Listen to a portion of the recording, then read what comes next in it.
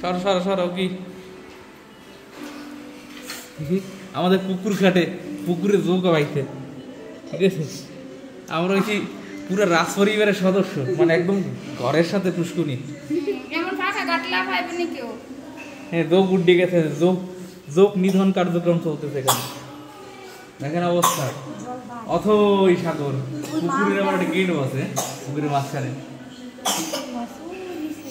মাছ টাছ সব দেখা যায়।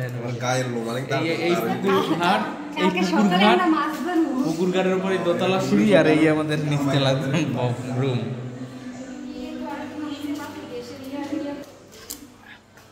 এই হচ্ছে অবস্থা, মানে মোটামুটি বন্যার পানিতে আমরা সবাই বন্দি অবস্থায় আছি।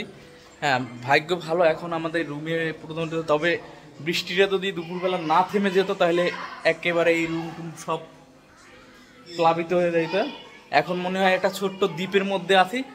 আমার বাড়ির আশেপাশে সব জায়গায় অথই সমুদ্র, মানে সোজা কথা আমাদের বাড়ি, এই বাড়িটা যে বাড়িতে আমরা থাকি এই বাড়িটা একটু উঁচু, আর আশেপাশে সব নিচু, মানে ঘর বাড়ি সব প্লাবিত, একেবারে কোনো মানুষ নাই আশেপাশে, কোনো বাড়ি ঘরে কোনো মানুষ নাই, সবাই দার মতো আশ্রয় কেন্দ্রে চলে গেছে। এই বাড়িটার মধ্যেই আছি আমরা।